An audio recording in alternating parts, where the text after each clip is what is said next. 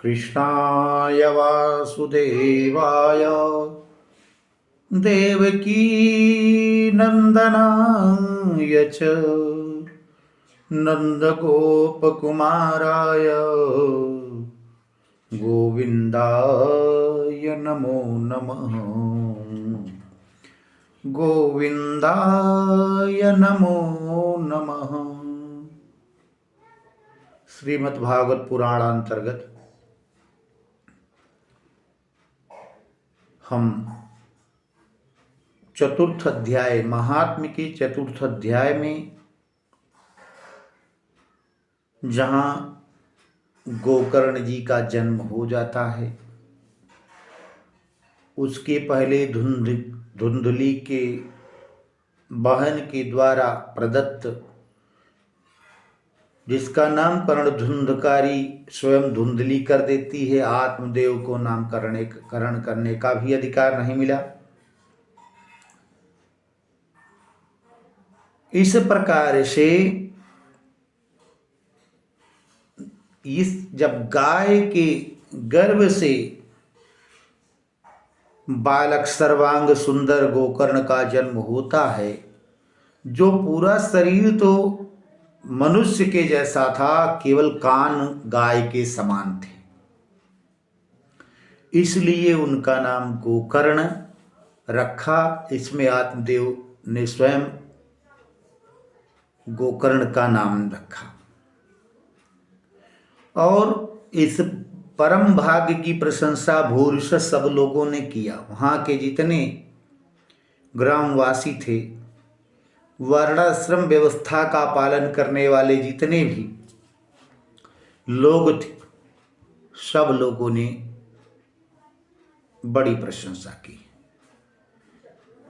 इसके बाद गोकर्णं तं श्रुतं दृष्ट्वा गोकर्णं नाम चाकरोत्।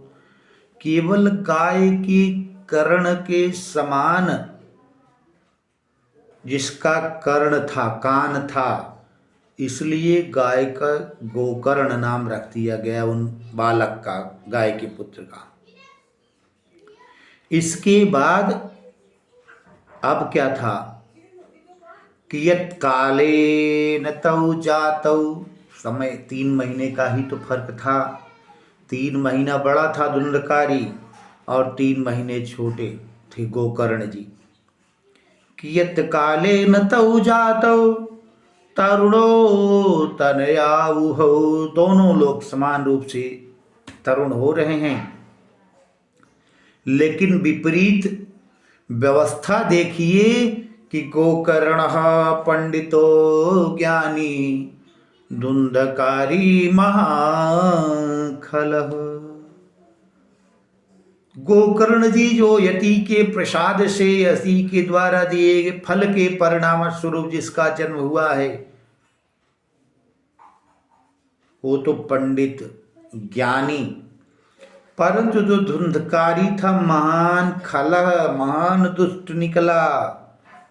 कैसा था, कैसी दुष्टता करता था, कैस्नान शौच क्रियाहीनो दुर्भक्षी क्रोधवर्धितः।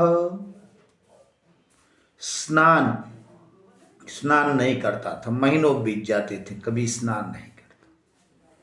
एक मानव का सबसे बड़ा कर्तव्य है कि पहले शतम विहाय भोक्तव्यम सहस्त्रम स्नानमाचरेत्। करें 100 काम का त्याग करके तो भोजन कर लेना चाहिए, लेकिन सहस्त्रम स्नानमाचरेत्, 1000 कार्यों का त्याग करके स्नान कर लेना चाहिए। और लक्ष्यम विहाय स्मर्तव्यम और कोटिम त्यक्त्वा हरिम भजेत।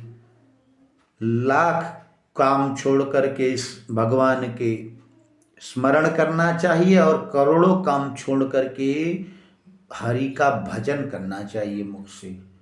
जब स्मरण होगा ईश्वर का तभी तो भजन में मन लगेगा, भजन करने की इच्छा होगी। जब स्मरण नहीं होगा तो लाख काम छोड़ करके भगवान का स्मरण करना चाहिए। लेकिन ये गोकर्ण जो विद्वान थे, वहीं धुंधकारी जो किसी प्रकार से स्नान इत्यादि क्रियाओं में नहीं लगता था, न स्नान करता था, न शौच क्रिया माने पवित्रता उसके अंदर नहीं था, दुर्भक्षी जो मिला अनाप शनाप सब खाता चला जाता था, क्रोध वर्जिता बहुत क्रोधी था। अच्छा ये होता है। एक और नित्य की वाक्य बता रहे हैं, कुचैलिनम दंतमलोपधारिणम बहवासनी निष्ठुरभाषणी च सूर्योदये चास्तमितं शयानम विमुंचतिर्श्रीयधिचक्रपाणि। इस प्रकार से तो ये तो धुंधकारी के आचरण थे। ब्रश नहीं करता था, दातून नहीं करता था, गंदे मैले कुचैले कपड़ों को धारण करने वाला, फटे चितड़े कपड़े को धारण करने वाला। बावासनी बहुत अधिक भोजन करने से भी, बावासनी निष्ठुर भाषणी, हमेशा कठोर वचन बोलने वाला व्यक्ति। और सूर्योदय सूर्यास्त के समय, सूर्योदय चास्तमिते शयानम विमुन चतुर्श्री यदि चक्रपाणी, ऐसे लोगों को लक्ष्मी त्याग देती हैं। अगर ऐसे लोग भगवान विष्णु ही हो तो क्यों ना। निश्चित रूप से धुंधकारी की दिनचर्या चलती रही। उधर गोकर्ण जी विद्वान होते रहे और उनके आचरण विद्वतापूर्ण थे। धुंधकारी के आचरण समाज में गर्हित थे, निंदा के पात्र थे। आज इस वीडियो में इतना ही। अगले वीडियो में हम पुनः उपस्थित होंगे। जय श्री राधे श्याम।